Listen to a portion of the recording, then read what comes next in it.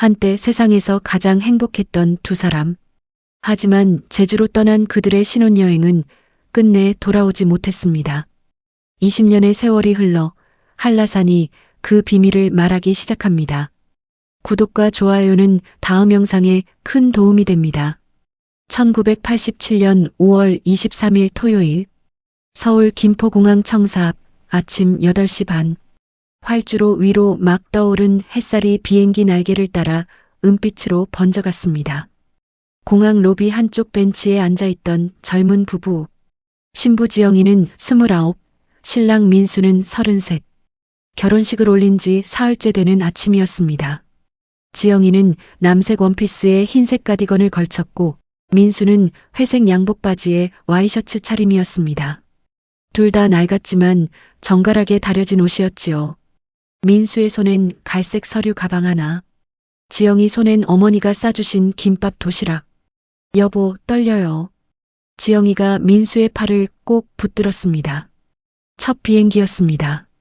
아니, 서울을 벗어나 본 것 자체가 처음이었지요. 괜찮아. 내가 옆에 있잖아. 민수는 아내의 손을 꼭 잡아주었습니다. 손은 거칠었지만 그 온기만은 세상 그 무엇보다 따뜻했습니다. 두 사람은 가난했습니다. 민수는 구로공단 작은 기계 공장에서 일했고 지영이는 동대문 봉제 공장 재단사였습니다. 월세방 한 칸, 전축 하나, 이불 한 채가 살림의 전부였지만 둘은 서로를 향한 믿음 하나로 세상 부러울 게 없었습니다.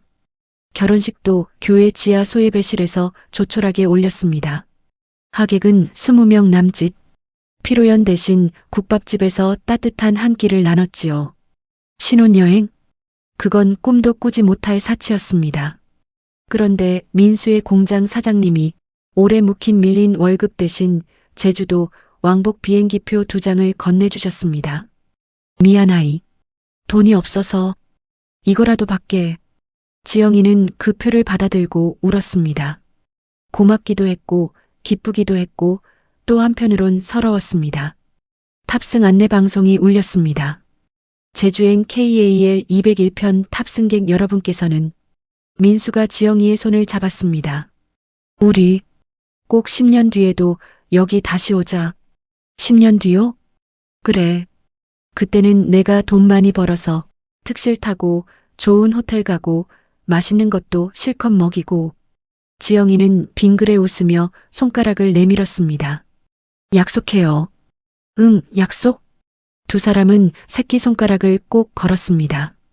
그러나 그 약속은 영원히 지켜지지 못했습니다. 오후 2시, 제주공항에 도착하자 하늘이 뒤집어졌습니다.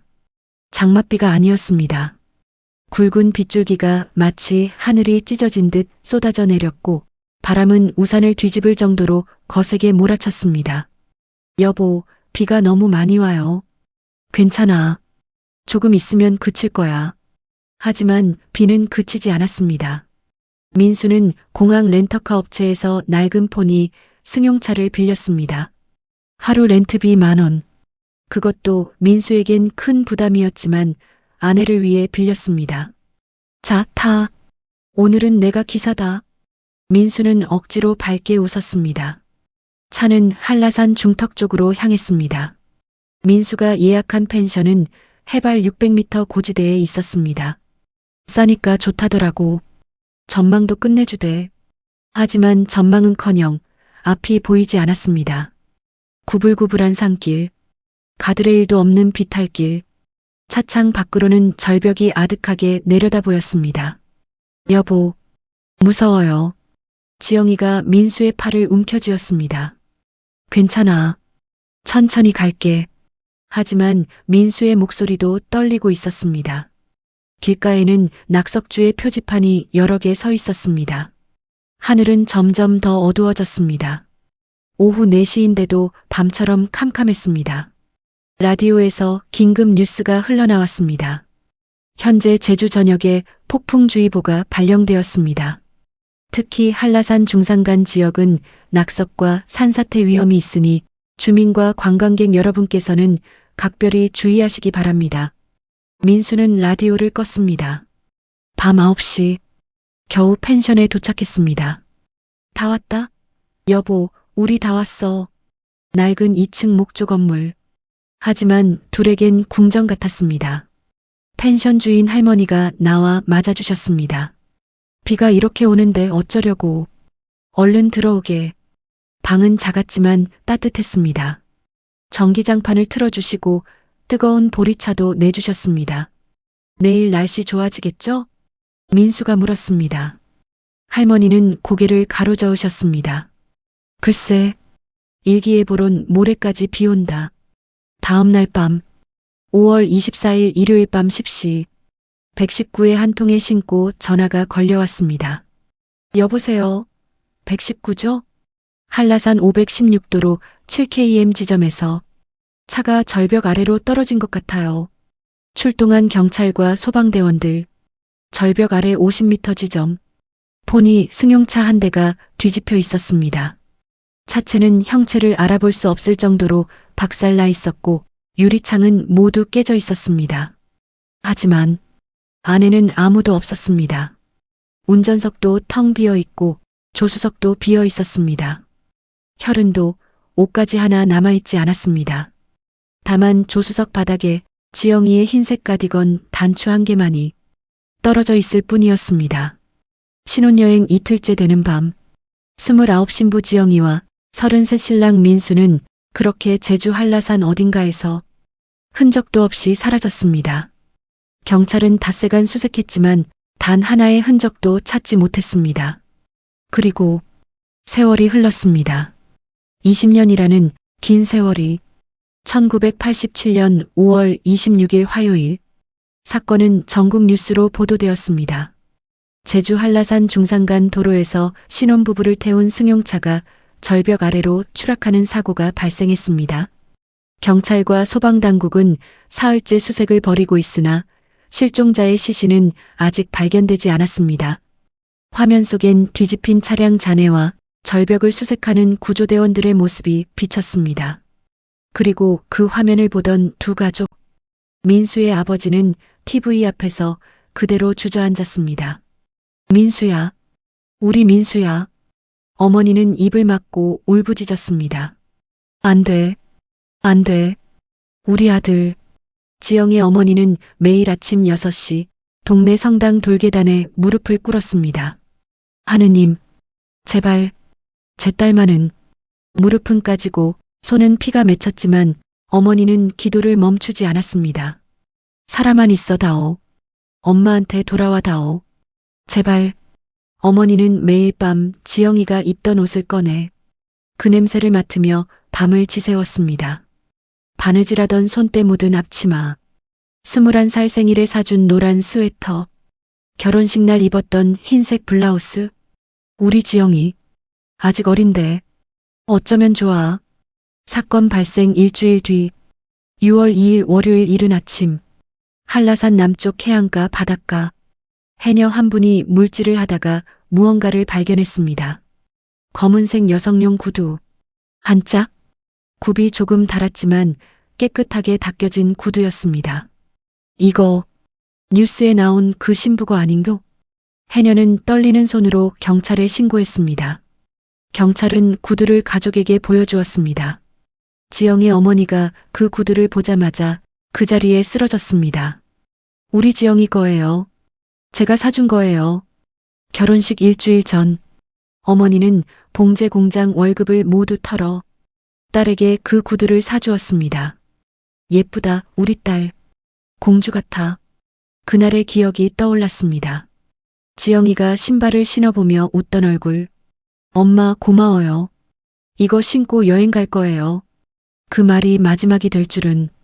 이틀 뒤 6월 4일 절벽 아래 갯바위에서 또 하나의 증거가 발견되었습니다. 흰색 천 조각. 자세히 보니 레이스가 달린 드레스 천이었습니다. 그리고 그 천엔 갈색 얼룩이 묻어 있었습니다. 감식 결과 사람의 혈흔이었습니다. 경찰은 발표했습니다. 부부는 추락사고로 사망한 것으로 추정되며 시신은 파도에 휩쓸려 실종된 것으로 보입니다. 공식적으로 실종 처리합니다. 하지만 지영의 어머니는 끝까지 믿지 않았습니다. 아니에요. 내 딸은 살아있어요. 엄마는 알아요. 엄마는 느껴요. 주변 사람들은 어머니를 말렸습니다. 이제 그만 보내드려요. 지영이도 그걸 원할 거예요. 하지만 어머니는 고개를 저었습니다. 안 돼요.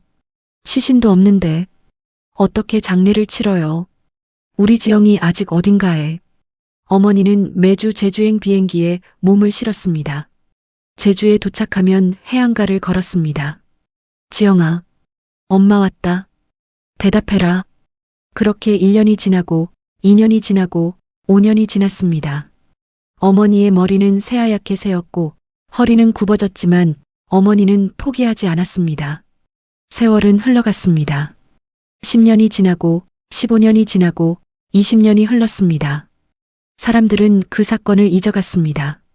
사고가 났던 절벽엔 새 펜션이 들어섰고 도로는 확장되었고 가드레일도 새로 설치되었습니다. 민수의 부모님은 돌아가셨고 지영의 어머니도 병원 침대에 누워 마지막 날들을 보내고 계셨습니다. 지영아, 엄마가 먼저 가도 원망하지 말아라. 2007년 10월 어느 날 한라산 등산로 복구 작업이 한창이었습니다. 야, 여기 좀 이상한데? 한 작업자가 삽질을 하다가 손을 멈췄습니다. 땅속 깊은 곳, 오래된 낙엽과 흙더미 사이로 무언가 반짝이는 것이 보였습니다. 이거 뭐지? 조심스럽게 흙을 걷어내자 녹슨 금속 반지 하나가 모습을 드러냈습니다. 그리고 그 옆엔 사람의 손뼈로 보이는 뼈 조각들. 이거 사람 뼈 아니야. 작업자들은 깜짝 놀라 경찰에 신고했습니다. 출동한 경찰과 국과수 요원들. 조심스럽게 반지를 닦아내자 안쪽에 새겨진 글씨가 희미하게 보였습니다. 경찰관이 돋보기로 들여다보았습니다. 이거 글씨가 새겨져 있는데 뭐라고 쓰여 있어요? 지영에게 영원히 너의 민수. 순간 그 자리가 조용해졌습니다. 나이든 경찰관 한 분이 입을 열었습니다. 이거 혹시 20년 전 그 신혼부부? 20년 만에 한라산이 그들을 돌려주었습니다. 아니, 정확히는 그들은 단 한 번도 그곳을 떠난 적이 없었습니다. 그렇다면 그날 밤 절벽 아래로 떨어진 차 안이 비어 있었던 이유는?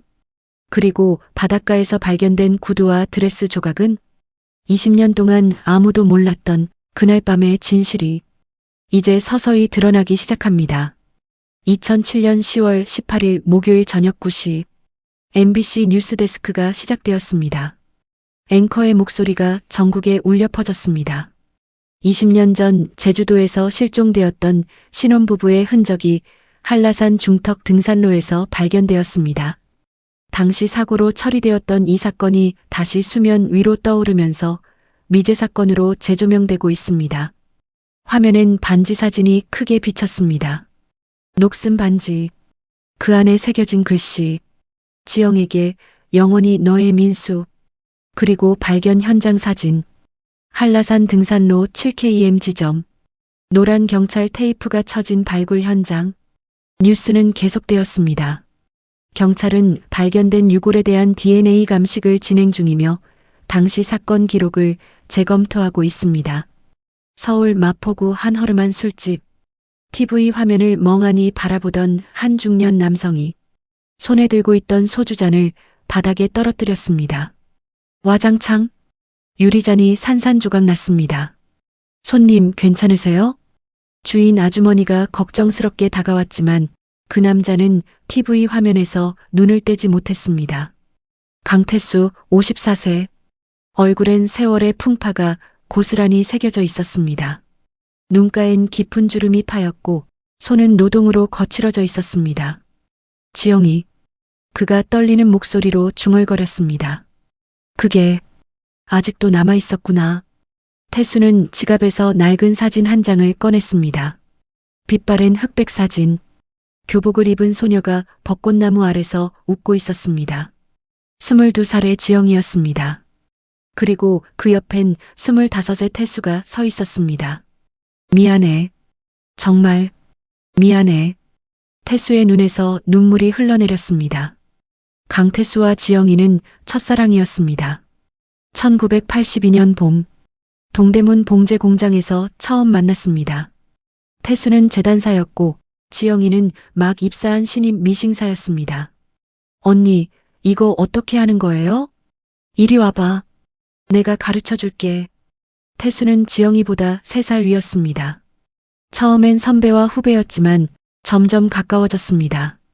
점심시간엔 함께 김밥을 먹었고 퇴근 후엔 청계천을 걸었습니다. 태수 오빠, 나중에 우리 결혼하면 작은 옷가게 하나 차리고 싶어요. 그래, 그러자. 내가 꼭 이뤄줄게. 하지만 그 약속은 지켜지지 못했습니다. 1985년 겨울, 태수는 군대에 갔습니다. 2년만 기다려줘. 제대하면 바로 결혼하자. 응, 꼭 건강하게 돌아와요.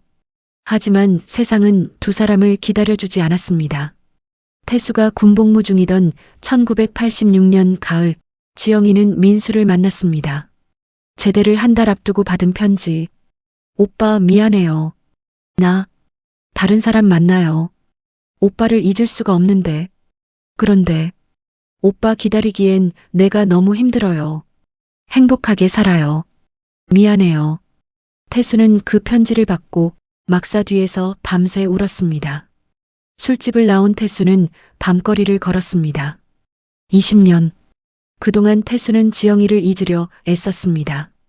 술로, 일로, 또 다른 만남으로.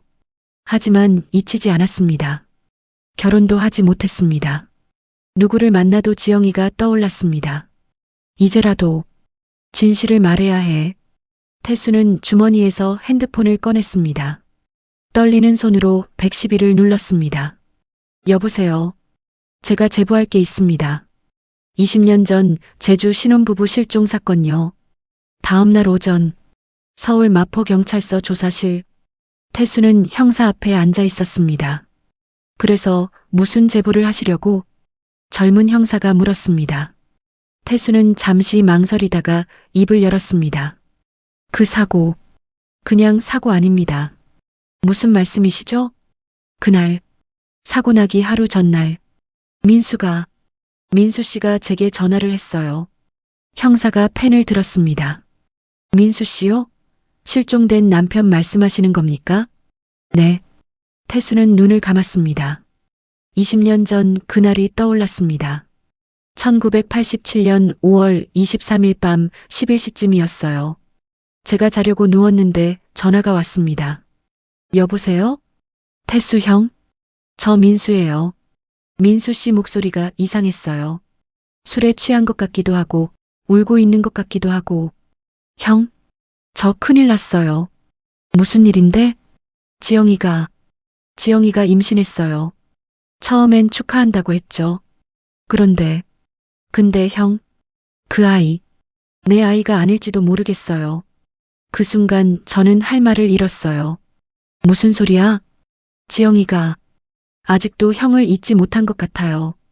가끔 꿈에서 형 이름을 부른대요. 그리고 계산이 안 맞아요. 우리 결혼한 지 3개월밖에 안 됐는데 지영이는 벌써 4개월이래요. 태수는 떨리는 목소리로 계속했습니다.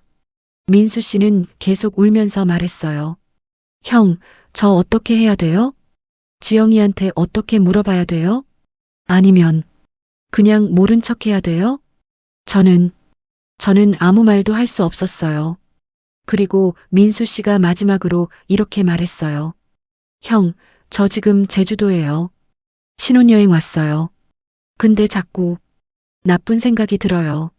이러다가 제가 큰일 저지를 것 같아요.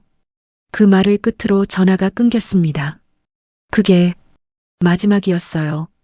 형사가 펜을 놓았습니다. 그럼 민수 씨가 부인을? 모르겠어요. 확신할 수 없어요. 하지만 그 전화를 받고 나서 저는 며칠 동안 잠을 못 잤어요. 그러다 뉴스를 봤죠. 신혼부부 절벽 추락. 그 순간 제 심장이 멎는 줄 알았어요. 그럼 왜 그때 신고하지 않으셨습니까? 태수는 고개를 떨구었습니다. 무서웠어요. 제가 연루될까 봐.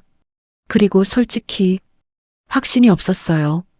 혹시 정말 사고였다면, 제가 괜한 의심을 한 거라면, 그래서 그냥 잊으려고 했어요. 서울경찰청은 제주지방경찰청에 협조를 요청했고 20년 전 사건 기록을 전면 재검토하기 시작했습니다. 그리고 사흘 뒤 한 형사가 오래된 파일 더미 속에서 중요한 단서를 발견했습니다. 과장님, 이거 보세요. 뭔데? 보험금 기록입니다. 민수 씨가 결혼 직후에 5억 원짜리 생명보험에 가입했어요. 수익자는 부인 지영 씨로 되어 있고, 그게 뭐가 이상한데? 그런데 사고 직후 이 보험금이 청구됐다가 시신 미발견으로 지급 보류됐는데 형사가 다음 페이지를 넘겼습니다. 1990년 3년 뒤에 실종 선고가 나면서 이 돈이 지급됐어요. 누구한테? 그게 기록이 이상합니다. 수령인 명단이 사라졌어요. 순간 사무실이 조용해졌습니다. 5억이 어디로 간 거지? 태수의 증언으로 사건은 새로운 국면을 맞이했습니다. 단순 추락사고가 아닐 수도 있다는 것. 그리고 사라진 5억 원. 20년 전 그날 밤 한라산 절벽에서 정말 무슨 일이 있었던 걸까요? 민수는 정말 아내를, 아니면 이 모든 것이 누군가의 치밀한 계획이었던 걸까요? 진실은 이제 겨우 한꺼풀 벗겨지기 시작했습니다. 2007년 10월 25일 목요일 서울 종로구 한방송국 카페. 기자들이 카메라를 들이댔습니다. 플래시가 터졌습니다. 그 중앙에 한 여성이 앉아 있었습니다. 39의 여인. 단정한 검은색 정장을 입었지만 얼굴엔 지난 20년의 고통이 고스란히 새겨져 있었습니다. 준비되셨으면 시작하겠습니다. PD의 신호에 카메라가 돌아가기 시작했습니다. 여인이 떨리는 손으로 물잔을 들었습니다. 물 한 모금을 마시고 천천히 입을 열었습니다.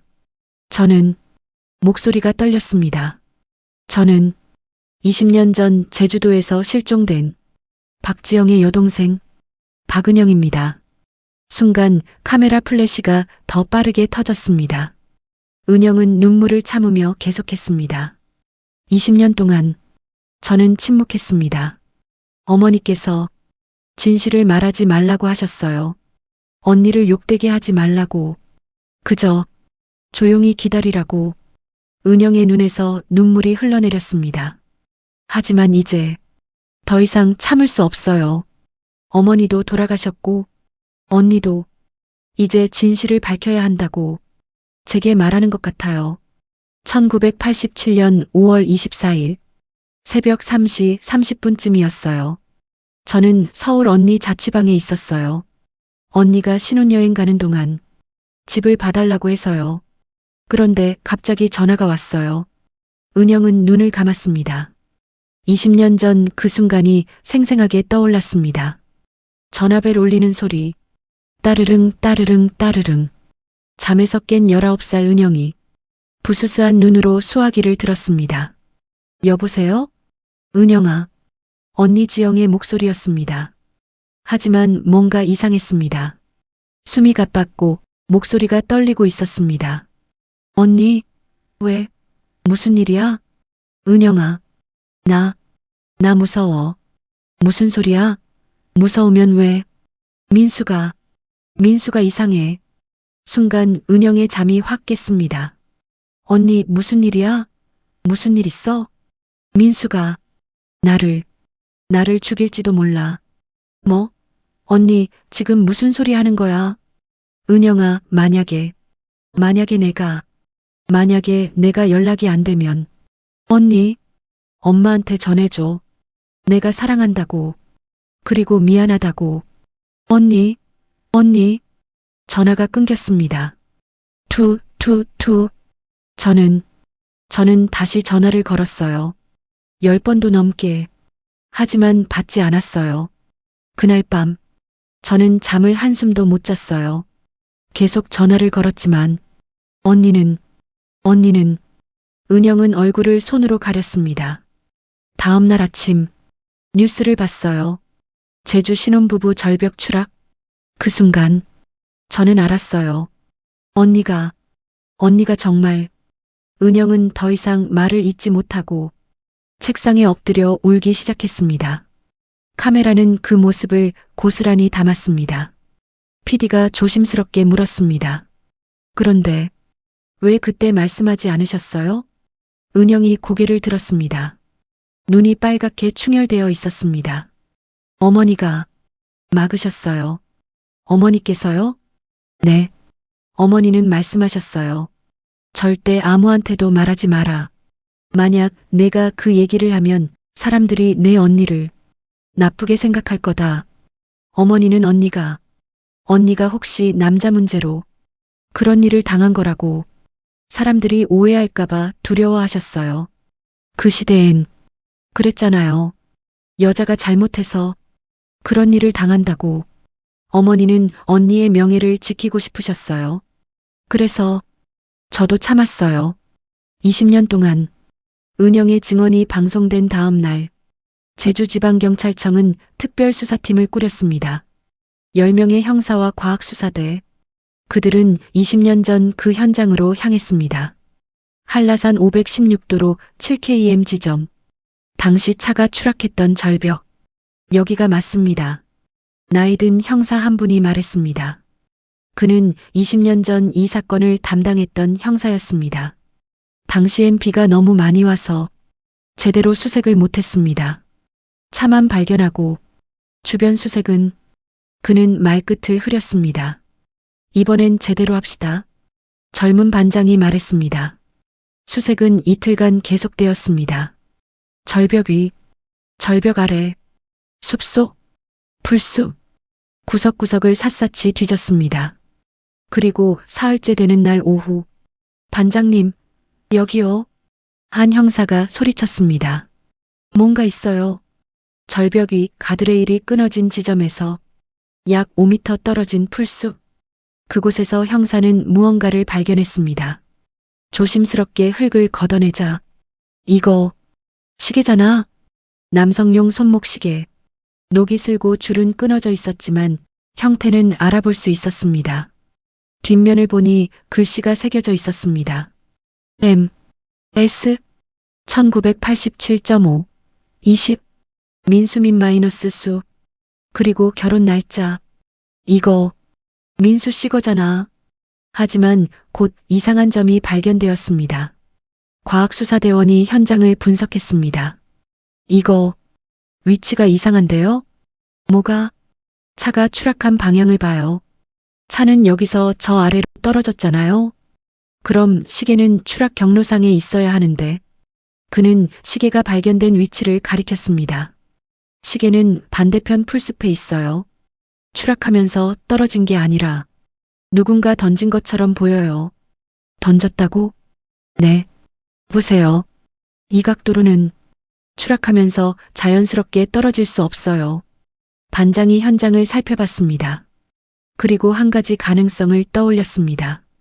그럼 누군가 일부러 시계를 여기다 던져놓은 건가? 그렇게 볼 수밖에 없습니다. 순간 모두가 침묵했습니다. 반장이 천천히 말했습니다. 그럼 이 사고가 처음부터 연출된 거란 말인가? 과학수사대원이 고개를 끄덕였습니다. 가능성이 높습니다. 차를 절벽 아래로 밀어놓고 시계 같은 유품들을 주변에 뿌려놓은 그런 식으로요.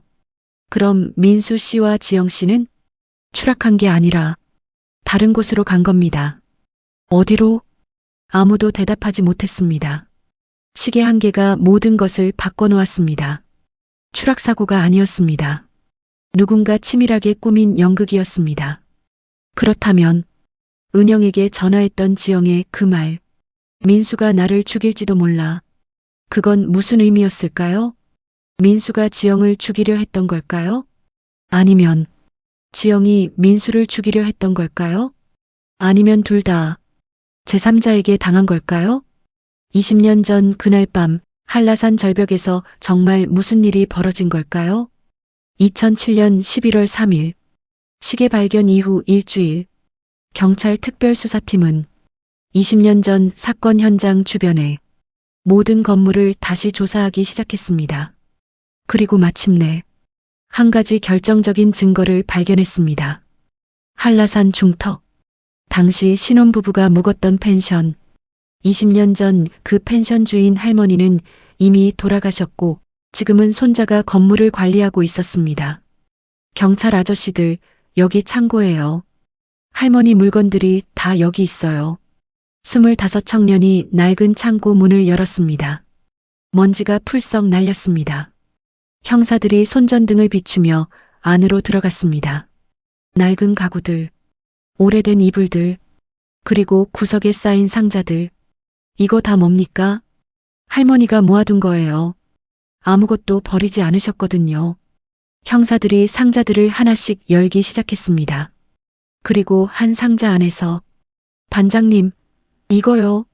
낡은 비디오 테이프들이 나왔습니다. 테이프마다 날짜가 적혀 있었습니다. 1987년 5월 20일, 1987년 5월 23일, 1987년 5월 24일. 이거 CCTV 영상 아닌가? 펜션에 CCTV가 있었어요? 청년이 고개를 끄덕였습니다. 네, 할머니가 말씀하시길. 옛날엔 도둑이 많아서 현관 앞에 카메라를 달아놨대요. 근데 고장나서 오래전에 치웠다고. 형사들의 눈빛이 날카로워졌습니다. 이거 지금 재생할 수 있어요? 낡은 비디오 플레이어가 있긴 한데 작동할지 모르겠어요. 경찰서 조사실. 형사들이 모니터 앞에 모였습니다. 오래된 비디오 플레이어가 천천히 돌아갔습니다. 화면에 눈이 내렸습니다. 지직, 지직, 그리고 흐릿한 영상이 나타났습니다. 흑백 화면. 화질은 형편없었지만 윤곽은 알아볼 수 있었습니다. 펜션 현관 앞. 시간 1987년 5월 24일 오후 9시 47분. 빗줄기가 거세게 쏟아지고 있었습니다. 그리고 두 사람이 나타났습니다. 민수와 지영이었습니다. 민수가 앞서 걷고 지영이 뒤따르고 있었습니다. 민수가 갑자기 멈춰섰습니다. 그리고 돌아서서 지영을 마주봤습니다. 소리는 잘 들리지 않았지만 입모양으로 짐작할 수 있었습니다. 왜 숨겼어? 민수가 소리치는 것 같았습니다. 지영이 고개를 떨구고 있었습니다. 그 아이가 누구야? 민수의 팔이 격하게 움직였습니다. 대답해. 그 아이 아버지가 누구냐고. 지영이 무릎을 꿇었습니다. 빗속에서 제발, 제발 용서해줘. 지영의 입모양이 보였습니다. 지영이 울면서 무언가 말했습니다. 입술 전문가를 불러 판독한 결과 다음과 같은 내용이었습니다. 당신이 군대 갔을 때, 아니, 당신이 일하러 갔을 때, 당신은 매일 밤 늦게 들어왔고, 나는 너무 외로웠어. 그 사람이 위로해줬어. 한 번뿐이었어. 정말 한 번뿐이었어. 민수가 벽을 주먹으로 쳤습니다. 쿵. 그리고 하늘을 향해 고함을 질렀습니다. 아. 민수가 차 쪽으로 걸어갔습니다. 여보, 여보. 지영이 뒤따라갔습니다. 민수가 운전석에 올라탔습니다. 지영이 차 문을 잡았습니다. 제발, 제발 가지마. 우리 얘기 좀 해요. 하지만 민수는 차 문을 닫았습니다. 부르릉. 엔진이 걸렸습니다. 차가 움직이기 시작했습니다. 지영이 차 뒤를 따라 뛰었습니다. 여보, 여보. 비에 젖은 지영의 모습, 절규하는 모습. 그 순간 화과광, 거대한 천둥 번개가 쳤습니다. 화면이 번쩍였습니다. 그리고 지직, 지직, 영상이 끊겼습니다. 화면은 검은색으로 변했습니다. 이게 끝입니까? 네, 여기서 끊겼어요. 아마 번개 때문에 전기가 나간 것 같아요. 형사들은 침묵했습니다. 그 후에 무슨 일이 벌어진 건지 아무도 알 수 없었습니다. 이틀 뒤 경찰은 중대 결정을 내렸습니다. 20년 전 절벽 아래 추락했던 차량, 그 잔해를 다시 인양하기로 한 것입니다. 한라산 절벽, 대형 크레인이 동원되었습니다. 조심해. 천천히. 삑, 삑. 쇠사슬이 팽팽해졌습니다. 그리고 천천히 녹슨 차체가 모습을 드러냈습니다. 20년의 세월, 비바람에 씻겨 형체를 알아보기 힘들 정도였습니다. 과학수사팀이 차량을 정밀 조사했습니다. 운전석 시트에서 혈흔 반응이 나왔습니다. 20년이 지났는데 검출이 돼? 네, 시트 깊숙이 스며들어 있어서 완전히 씻겨나가지 않았나 봅니다. 누구 거야? 지금 DNA 분석 중입니다. 사흘 뒤 국과수에서 팩스가 날아왔습니다. 반장이 서류를 집어들었습니다. DNA 분석 결과 그의 손이 떨렸습니다. 민수 씨 것도 아니고 지영 씨 것도 아니고 그럼 누구 겁니까? 반장이 천천히 입을 열었습니다. 박은영. 네. 누구요? 지영 씨 동생. 박은영 씨 것으로 나왔어. 순간 사무실이 얼어붙었습니다. 뭐라고요? 동생이요? 그런데 박은영 씨는 그날 서울에 있었다고 증언했잖아요. 그래. 언니 자취방에서 전화를 받았다고. 그럼 거짓말이었단 말인가? 차 안에서 은영의 혈흔이 발견되었습니다. 그 말은 은영이 그날 밤 그 차 안에 있었다는 뜻입니다. 서울이 아니라 제주에, 그 절벽에. 그렇다면 은영은 왜 거짓말을 했을까요? 그날 밤 은영은 왜 그곳에 있었을까요? 그리고 은영의 피는 왜 운전석에 묻어 있었을까요? 다음 날 새벽, 경찰은 은영의 집으로 향했습니다. 서울 강남구 한 아파트. 딩동, 딩동. 박은영 씨, 경찰입니다. 문 열어주세요. 하지만 안에서 아무 응답이 없었습니다. 문 열어. 영장 있어. 쾅! 문이 열렸습니다. 하지만 집은 텅 비어 있었습니다. 거실 탁자 위엔 편지 한 장만 덩그러니 놓여 있었습니다. 반장이 그 편지를 집어들었습니다. 떨리는 손으로 펼쳤습니다. 편지에는 이렇게 적혀 있었습니다. 경찰분들께 제가 거짓말을 했습니다. 저는 그날 밤 제주에 있었습니다. 언니를 만나러 갔습니다. 언니를 구하러 갔습니다. 하지만 저는 아무것도 할 수 없었습니다. 그날 밤 무슨 일이 있었는지 이제 말씀드려야 할 것 같습니다. 하지만 그 전에 제가 꼭 가야 할 곳이 있습니다. 20년 전 그날처럼 다시 한라산으로 갑니다. 이번엔 언니를 만나러. 마이너스 박은영. 편지를 읽은 반장이 소리쳤습니다. 당장 한라산으로 가. 지금 당장. 사이렌이 울렸습니다. 비용, 비용. 경찰차들이 출발했습니다. 은영은 지금 어디로 가고 있는 걸까요? 그리고 20년 전 그날 밤 한라산 절벽에서 정말 무슨 일이 있었던 걸까요? 민수는? 지영은? 그리고 은영은? 모든 진실이 이제 밝혀질 시간입니다. 2007년 11월 5일 오전 9시 한라산 경찰 헬기가 상공을 선회했습니다. 여기는 1번기 천백고지 부근 수색 중, 2번기 영실 코스 수색 중, 3번기 성판악 코스 수색 중. 50명의 경찰과 소방대원이 한라산 전역을 샅샅이 뒤지고 있었습니다. 은영을 찾기 위해 오전 11시 23분 한라산 윗세오름 전망대 한 대원이 무전기를 잡았습니다. 반장님, 발견했습니다. 윗세오름 절벽 쪽에 여성 한 명. 지금 가겠다. 절대 다가가지 마. 자극하지 말고 대기해. 절벽 끝. 은영이 서 있었습니다. 발끝이 절벽 바로 앞. 한 걸음만 더 나가면 아득한 낭떠러지였습니다. 바람이 거세게 불었습니다. 은영의 머리카락이 흩날렸습니다. 눈은 감겨 있었고 입술은 파랗게 질려 있었습니다. 은영 씨, 반장이 조심스럽게 불렀습니다. 은영이 눈을 떴습니다. 오지 마세요. 떨리는 목소리였습니다. 은영 씨, 진정하세요. 우리 얘기 좀 합시다. 더 이상 할 얘기 없어요. 다 끝났어요.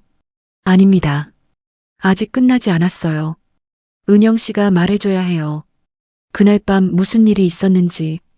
은영의 눈에서 눈물이 흘러내렸습니다. 20년 동안 매일 밤 꿈에서 봤어요. 언니가 저를 부르는 걸. 은영은 경찰에 의해 구조되었습니다. 그리고 그날 오후 제주지방경찰청 조사실, 은영이 앉았습니다. 얼굴은 창백했고 손은 끊임없이 떨리고 있었습니다. 반장이 물 한 잔을 건넸습니다. 천천히 말씀해 주세요. 은영 씨가 준비됐을 때 은영은 물 한 모금을 마셨습니다. 그리고 천천히 고개를 들었습니다. 네. 떨리는 목소리. 그날 언니 대신 제가 그 차에 타 있었어요. 순간 조사실이 조용해졌습니다. 1987년 5월 24일 언니한테서 전화가 왔어요. 새벽 3시 30분. 언니 목소리는 제가 들어본 적 없을 정도로 떨리고 있었어요. 은영아, 나 무서워. 민수가 나를 죽일지도 몰라. 저는 너무 놀랐어요. 언니, 무슨 소리야? 무슨 일 있어? 민수가 아기 일로 나를 계속 의심해. 은영아, 나 정말 무서워. 그 순간 저는 결심했어요. 언니를 구해야겠다고. 그날 아침 첫 비행기로 제주에 갔어요. 돈이 없어서 친구한테 빌렸어요. 하루만 빌려줘, 제발. 오전 10시에 제주 도착했어요. 비가 억수같이 쏟아지고 있었어요. 택시 타고 언니 펜션으로 갔어요. 언니를 만났을 때 언니는 울고 있었어요. 은영아, 어떻게 온 거야? 언니, 괜찮아? 은영아, 나 어떻게 해? 민수가 나를. 언니 얼굴엔 멍이 들어 있었어요. 팔에도 시퍼런 멍이. 언니, 이거 누가 그랬어? 언니는 아무 말 없이 울기만 했어요. 그때 민수 씨가 들어왔어요. 저를 보더니 얼굴이 굳었어요. 은영 씨, 왜 여기? 형부, 언니한테 왜 이러세요? 민수 씨는 비틀거렸어요. 술 냄새가 심하게 났어요. 이러긴. 뭘 이래. 너희 언니가 나한테 거짓말을 했어. 그 아이가 내 아인지도 모르는데. 형부, 그게 무슨. 닥쳐. 넌 몰라. 내 언니가 뭘 했는지 넌 몰라. 민수 씨가 언니한테 다가갔어요. 저는 언니 앞을 막았어요. 형부, 제발 진정하세요. 언니는 지금 임신 중이에요. 아기 생각해서라도. 그 아기가 내 아기인지 어떻게 알아? 민수 씨가 밖으로 나갔어요. 차에 올라타려고 했어요. 어디 가시게요? 나 혼자 있고 싶어. 저는 생각했어요. 저라도 가서 민수 씨를 진정시켜야겠다고. 언니, 내가 갈게. 언니는 여기 있어. 아기 생각해. 은영아, 안 돼. 하지만 저는 이미 차에 올라탔어요. 조수석에. 민수 씨는 저를 보더니 그냥 시동을 걸었어요. 차가 움직였어요. 형부, 어디 가시는 거예요? 몰라. 형부, 언니는 정말 형부만 생각해요. 제발 언니 믿어주세요. 닥쳐. 넌 몰라. 아무것도 몰라. 민수 씨가 소리쳤어요. 그리고 핸들을 확 꺾었어요. 저는 소리쳤어요. 형부, 위험해요. 하지만 이미 늦었어요. 차가 미끄러졌어요. 빗길에 휙, 휙. 핸들이 말을 안 들었어요. 그악. 저는 눈을 감았어요. 그리고 쾅. 엄청난 충격이 왔어요. 머리를 어딘가에 부딪혔어요. 유리가 깨지는 소리. 철컥철컥. 차가 구르는 소리. 그리고 아무것도 기억이 안 나요. 눈을 떴을 때 얼마나 시간이 지났는지 모르겠어요. 온몸이 아팠어요. 머리에서 피가 났어요. 주변을 봤어요. 차는 완전히 박살이 나 있었어요. 절벽 아래 운전석을 봤어요. 민수 씨는 없었어요. 형부, 차 밖으로 기어 나왔어요. 비가 쏟아지고 있었어요. 천둥이 치고 번개가 번쩍이고 형부, 형부. 은영이 얼굴을 손으로 가렸습니다. 그리고 봤어요. 절벽 아래 누군가 쓰러져 있는 걸. 흰옷을 입은 저는 그게 언니인 줄 알았어요. 저는 비탈을 내려갔어요. 미끄러지면서 언니, 언니. 그런데 가까이 가보니 그건 민수 씨였어요. 흰 셔츠를 입고 있었던 형부, 형부. 저는 민수 씨를 흔들었어요. 하지만 움직이지 않았어요. 숨을 쉬지 않았어요. 형부, 형부, 일어나세요. 저는 너무 무서웠어요. 19살. 저는 아무것도 몰랐어요. 어떻게 해야 할지. 그때 뒤에서 소리가 들렸어요. 은영아. 돌아보니 언니였어요. 피투성이가 된 언니가 절벽을 내려오고 있었어요. 언니, 언니. 저는 언니한테 달려갔어요. 언니를 붙잡았어요. 은영아, 괜찮아? 언니, 형부가. 언니가 민수 씨를 봤어요. 그리고 무릎을 꿇었어요. 민수야, 미안해, 미안해. 언니는 민수 씨를 안았어요. 울면서 다 내 잘못이야. 다 내 탓이야. 그때 언니가 저를 봤어요. 은영아, 너 여기 없었어. 알겠지? 언니, 무슨, 너는 서울에 있었어. 나한테 전화 받았어. 그거 말고는 아무것도 몰라. 알겠지? 언니, 안 돼. 나도. 은영아, 언니가 제 어깨를 잡았어요.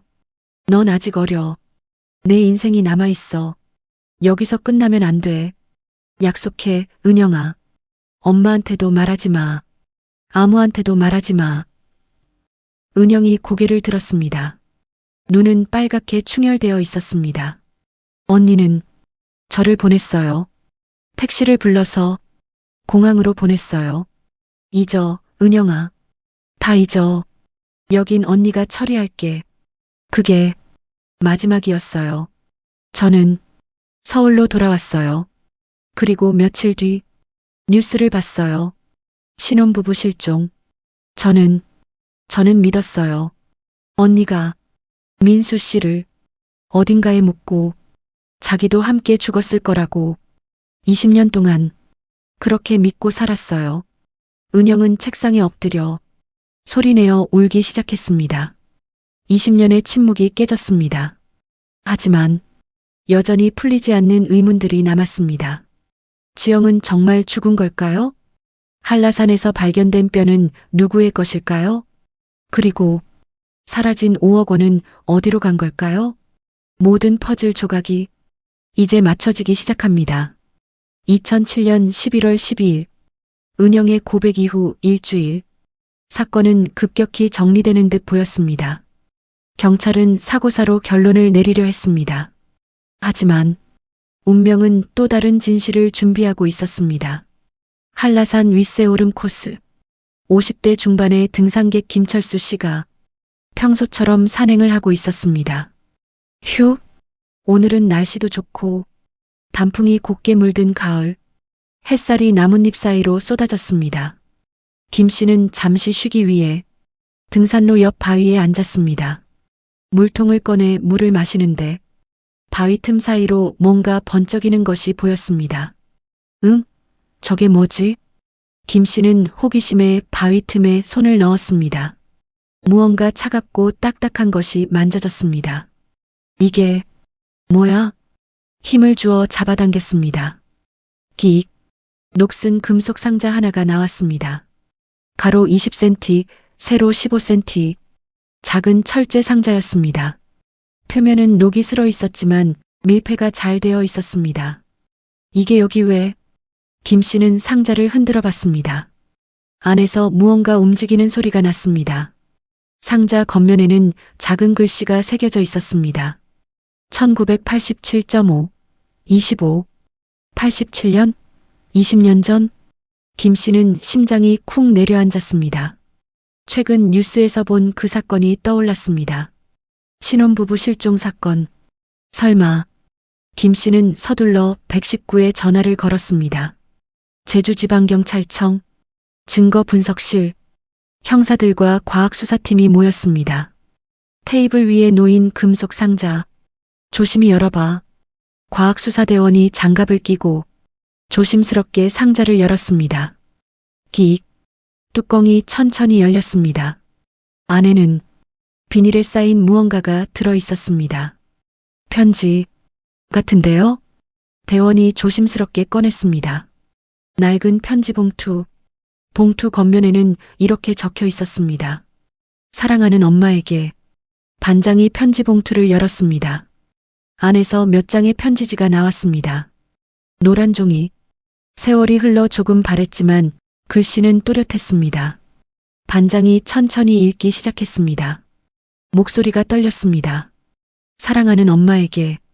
이 편지를 쓰는 지금 제 손이 너무 떨려요. 엄마 미안해요. 불효녀 지영이를 용서해 주세요. 제가 이렇게 편지를 쓰는 건 제가 곧 떠나야 하기 때문이에요. 하지만 엄마, 제가 떠나는 건 아무도 원망하지 말아주세요. 특히 민수를요. 반장이 잠시 멈췄습니다. 목이 메었습니다. 주변 형사들도 모두 숨죽이고 들었습니다. 반장이 계속 읽었습니다. 엄마, 모두가 민수를 나쁘게 생각할 거예요. 하지만 엄마는 알아주세요. 민수는 저를 해치려 한 게 아니었어요. 그 사람은 착한 사람이었어요. 제가 아이를 가졌다는 걸 알고도 저를 믿어주려고 했어요. 지영아, 괜찮아. 그 아이가 누구 아이든 내가 아빠가 되어줄게. 그 사람은 그렇게 말했어요. 엄마 아시겠어요? 민수는 절 사랑했어요. 진심으로. 그날 밤 사람들은 민수가 운전했다고 생각할 거예요. 하지만 엄마, 그날 운전한 건 저였어요. 민수가 아니라 저예요. 뭐라고? 한 형사가 깜짝 놀라 소리쳤습니다. 반장이 손을 들어 조용히 하라는 신호를 보냈습니다. 그리고 계속 읽었습니다. 민수는 술을 많이 마셨어요. 제 배를 의심하는 자기 자신을 용서할 수 없었나 봐요. 그래서 술을 마셨어요. 많이. 운전을 할 수 없는 상태였어요. 그래서 제가 운전대를 잡았어요. 그때 은영이가 왔어요. 제 동생 은영이가. 은영이는 절 걱정해서 서울에서 제주까지 왔어요. 19살. 어린 동생이. 언니, 내가 형부 설득할게. 나 좀 태워줘. 은영이가 차에 탔어요. 저는 안 된다고 했어요. 위험하다고 했어요. 하지만 은영이는 고집이 셌어요. 저 닮아서. 그래서 어쩔 수 없이 은영이를 태웠어요. 차를 몰고 가는데 은영이와 민수가 다퉜어요. 은영이가 민수를 설득하려 했어요. 형부, 언니 믿어주세요. 하지만 민수는 계속 괴로워했어요. 내가 나쁜 놈이야. 지영이를 의심한 내가. 그때 민수가 핸들을 잡았어요. 같이 죽자. 다 같이. 저는 놀라서 핸들을 다시 잡았어요. 둘이 핸들을 잡고 싸웠어요. 안 돼. 민수야. 은영이가 있어. 은영이가. 그 순간 차가 미끄러졌어요. 가드레일을 들이받고 절벽으로. 저는 마지막으로 핸들을 확 꺾었어요. 은영이 쪽이 아닌 민수와 제 쪽으로. 반장의 목소리가 완전히 떨렸습니다. 차가 떨어질 때 저는 생각했어요. 은영이만은 살려야 해. 민수와 저는 어차피 끝난 인생이었어요. 하지만 은영이는 아직 19. 앞날이 창창한 아이예요. 그 아이만은 살아야 했어요. 편지를 듣던 형사 한 명이 조용히 눈물을 닦았습니다. 제가 이렇게 떠나는 건 은영이를 지키기 위해서예요. 만약 진실이 밝혀지면 은영이도 연루될 거예요. 그 아이 인생이 망가질 거예요. 그래서 저는 모든 걸 가지고 떠날 거예요. 민수와 함께. 엄마, 은영이한테는 절대 말하지 마세요. 그 아이는 아무 잘못이 없어요. 그냥 언니가 사고로 죽었다고 그렇게만 알게 해주세요. 엄마 사랑해요. 그리고 미안해요.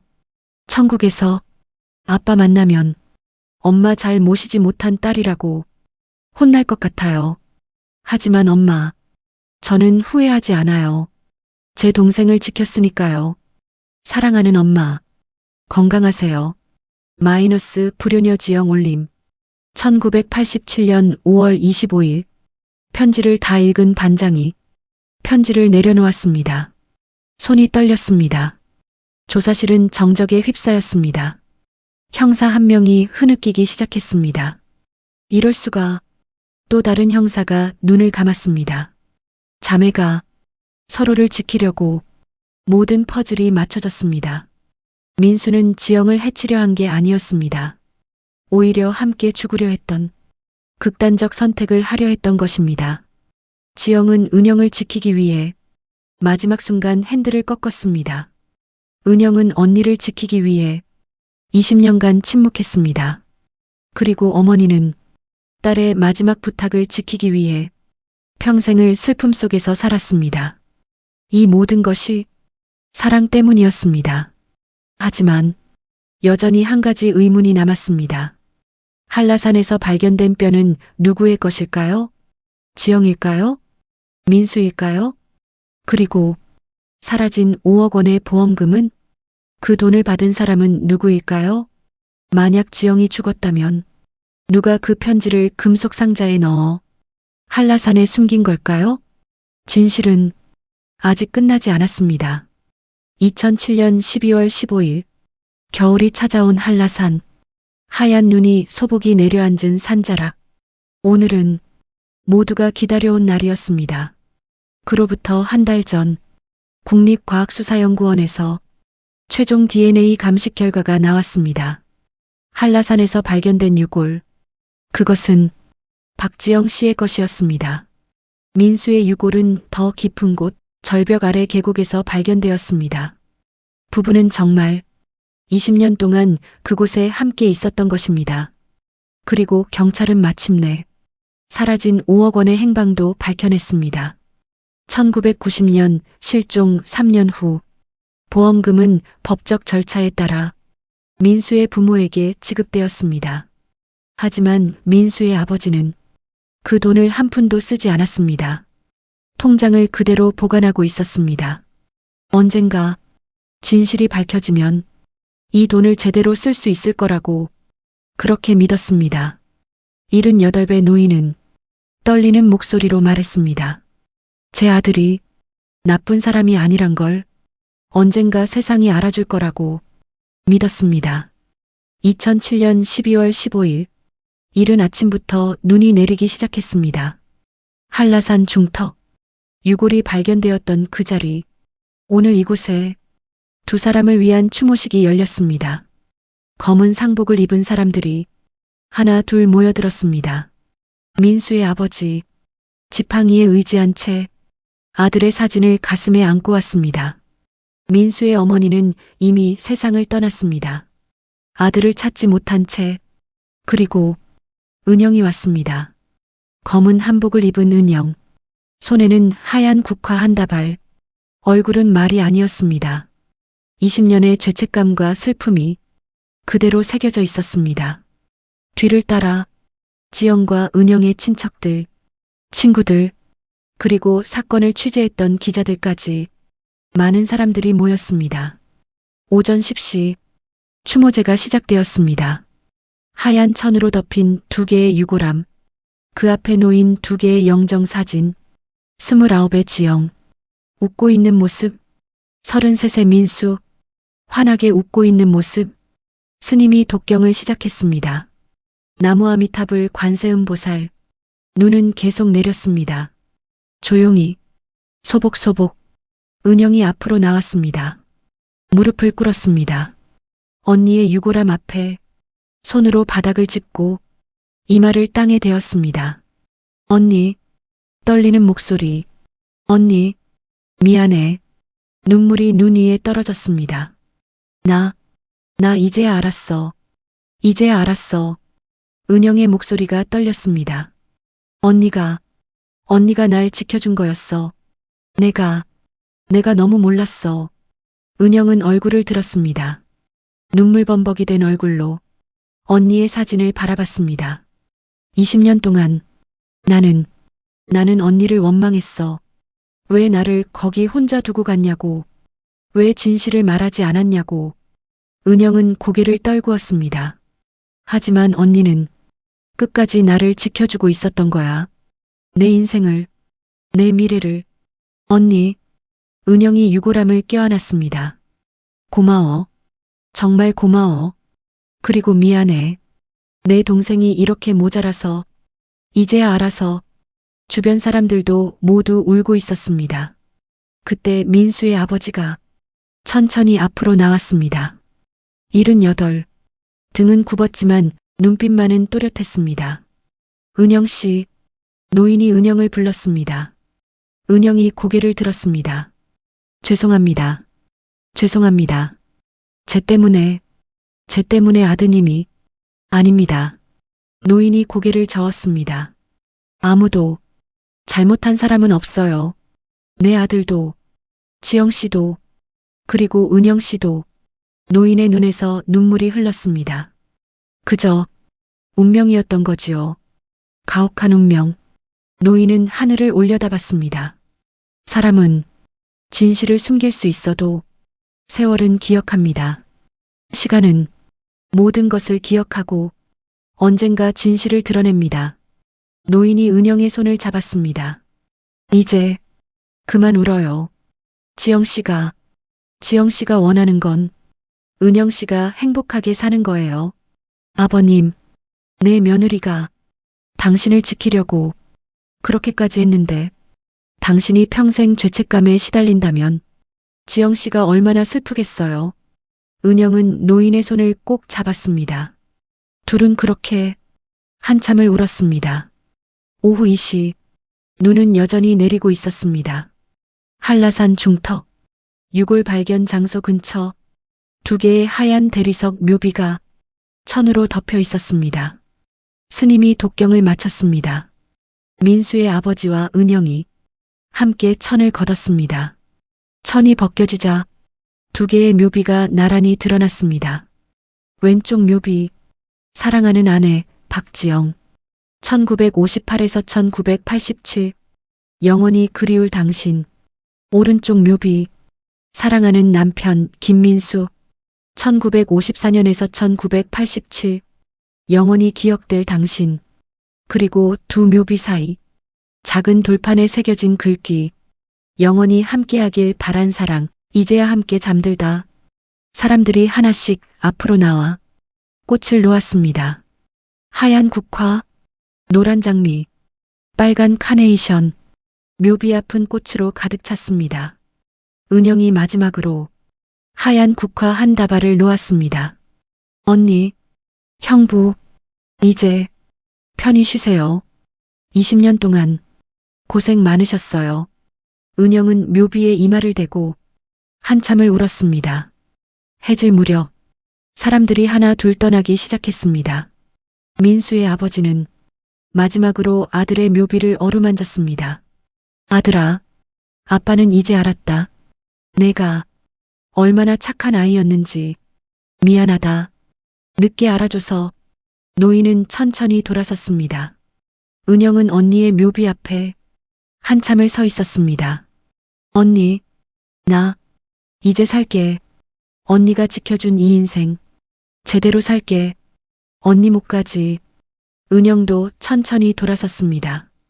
그로부터 시간이 흘렀습니다.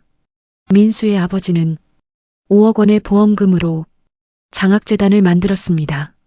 지역민수 장학재단, 어려운 신혼부부들을 돕는 재단. 매년 20쌍의 부부에게 신혼집 마련 자금을 지원합니다. 은영은 언니의 꿈이었던 작은 옷가게를 열었습니다. 지영의 옷방. 매일 아침 가게 문을 열 때마다 언니를 떠올립니다. 그리고 매년 5월 24일 은영은 한라산을 찾습니다. 언니의 묘비 앞에서 하루를 보냅니다. 언니 잘 지내지? 나는 잘 지내. 겨울의 한라산. 하얀 눈이 소복이 쌓인 두 개의 묘비. 그 앞에 놓인 하얀 국화. 바람이 불어 눈송이가 춤을 춥니다.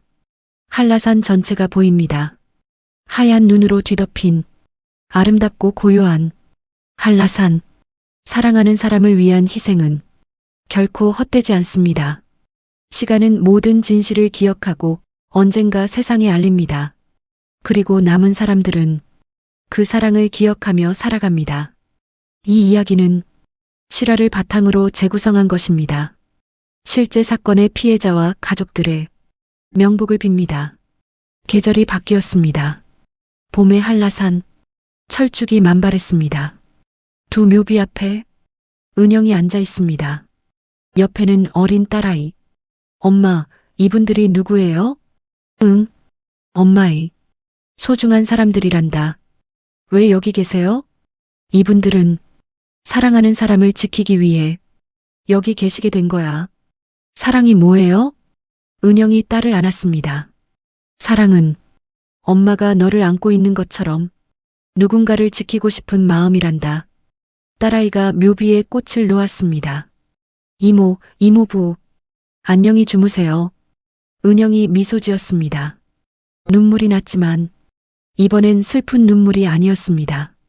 언니, 나 이제 괜찮아. 고마워. 정말 고마워. 그들은 떠났지만 남겨진 사람들의 이야기는 계속됩니다. 우리가 잊었다고 믿은 사랑. 어쩌면 아직 제주바람 속에 남아있을지도 모릅니다. 끝까지 들어주셔서 감사합니다. 구독과 좋아요, 댓글로 다음 영상 만드는데 큰 힘을 주세요. 복 많이 받으세요.